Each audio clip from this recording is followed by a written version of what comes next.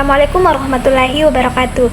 Perkenalkan, nama saya Alia dari Universitas Islam Negeri Palopo, Fakultas Ekonomi dan Bisnis Islam, Prodi Akuntansi Syariah. Pada video ini saya ingin membahas tentang kode etik profesi akuntan publik. Nah, setiap manusia memberikan jasa dari pengetahuan dan keahliannya pada pihak lain yang seharusnya memiliki rasa tanggung jawab kepada pihak-pihak yang dipengaruhi oleh jasanya itu.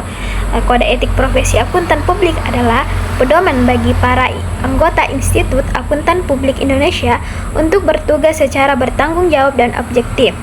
Nah, rumusan kode etik sebelum 1 Januari 2011 sebagian besar merupakan rumusan kode etik yang dihasilkan dalam Kongres ke-6 Ikatan Akuntan Indonesia dan ditambah dengan masukan-masukan yang diperoleh dari seminar sehari permutahiran Kode Etik Akuntan Indonesia tanggal 15 Juni 1994 di Hotel Daichi, Jakarta, serta hasil pembahasan sidang Komite Kode Etik Akuntan Indonesia tahun 1994 di Bandung.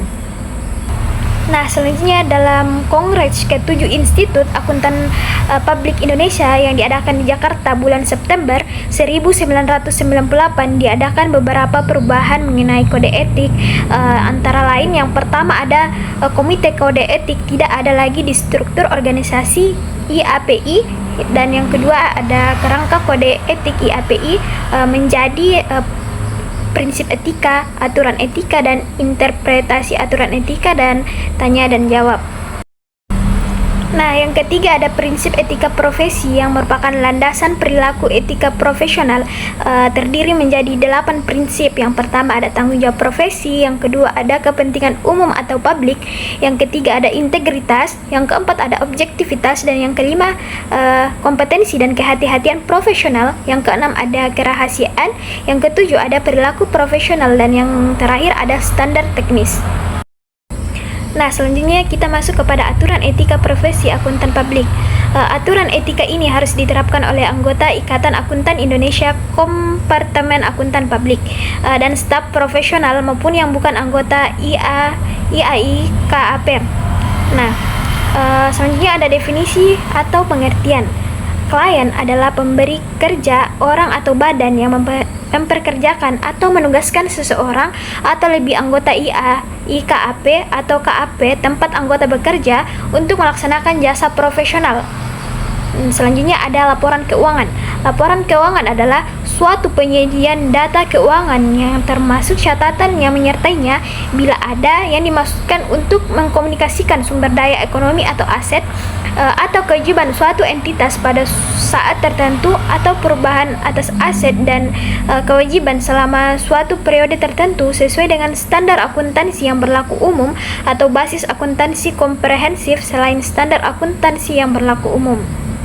Nah, selanjutnya ada kantor akuntan publik. Pengertiannya itu Nah, selanjutnya ada kantor akuntan publik. Apa sih yang dimaksud dengan kantor akuntan publik? Kantor akuntan publik adalah suatu bentuk organisasi akuntan publik yang memperoleh izin sesuai dengan peraturan perundang-undangan yang berusaha di bidang pemberian jasa profesional dalam praktik akuntan publik. Nah, ada juga Ikatan Akuntan Indonesia atau IAI, adalah wadah organisasi profesi akuntan Indonesia yang diakui pemerintah. Selanjutnya ada Ikatan Akuntan Publik, Kompartemen Akuntan Publik, IAI KAP, adalah wadah organisasi para akuntan Indonesia yang menjalankan profesi sebagai akuntan publik atau bekerja di kantor akuntan publik. Adapun anggota adalah semua anggota IAI KAP, dan anggota kantor akuntan publik adalah anggota IAI KAP dan staf profesional baik yang anggota IAI KAP maupun yang bukan anggota IAI KAP yang bekerja pada suatu KAP. Selanjutnya ada akuntan publik. Akuntan publik adalah akuntan yang memiliki izin dari Menteri Keuangan atau pejabat yang berwenang lainnya untuk menjalankan praktik akuntan publik. Selanjutnya ada praktik akuntan publik adalah pemberian jasa profesional pada klien yang dilakukan oleh anggota IAI KAP yang dapat berupa jasa audit, jasa atestasi, jasa akuntansi dan review, perpajakan, perencanaan keuangan perorangan, jasa pendukung litigasi, dan jasa lainnya yang diatur dalam standar profesional akuntan publik. Nah, selanjutnya ada standar umum dan standar akuntansi. Standar umum, anggota KAP harus mematuhi standar yang ditetapkan oleh IAPI. Yang pertama ada kompetensi profesional. Anggota KAP hanya boleh melakukan pemberian jasa profesional yang secara layak diharapkan dapat diselesaikan dengan kompetensi profesional. Yang kedua ada kecermatan dan kesaksamaan profesional. Anggota KAP wajib melakukan pemberian jasa profesional dengan kecermatan dan kesaksamaan profesional. Yang ketiga ada perencanaan dan supervisi. Anggota KAP wajib merencanakan dan mensupervisi secara memadai setiap pelaksanaan pemberian jasa profesional. Selanjutnya ada data relevan yang memadai. Anggota KAP wajib memperoleh data relevan yang memadai untuk menjadi dasar yang layak bagi simpulan atau rekomendasi sehubungan dengan pelaksanaan jasa profesionalnya. Nah, selanjutnya ada tanggung jawab kepada klien. Anggota KAP tidak diperkenankan mengungkapkan informasi klien yang rahasia tanpa persetujuan dari klien. Ketentuan ini tidak dimaksudkan untuk yang pertama itu membebaskan anggota KAP dari kewajiban profesionalnya sesuai dengan aturan etika kepatuhan terhadap standar dan prinsip standar akuntansi. Yang kedua, mempengaruhi kewajiban anggota KAP dengan cara apapun untuk mematuhi peraturan perundang-undangan yang berlaku seperti panggilan resmi penyidikan pejabat, pengusut atau melarang kepatuhan anggota KAP terhadap ketentuan peraturan yang berlaku.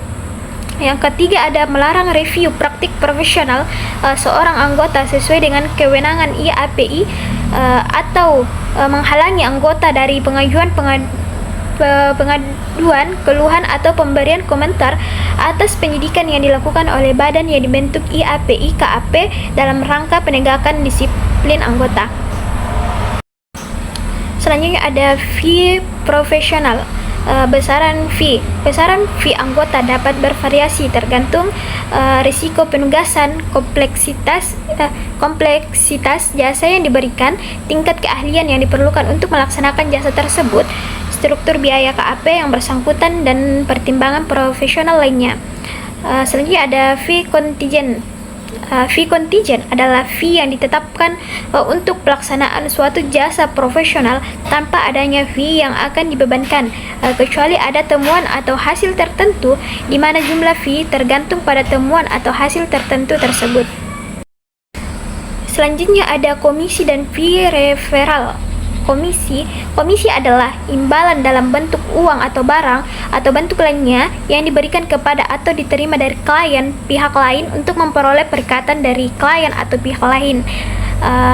Anggota KAP tidak diperkenankan untuk memberikan atau menerima komisi apabila pemberian atau penerimaan komisi tersebut dapat mengurangi independensi.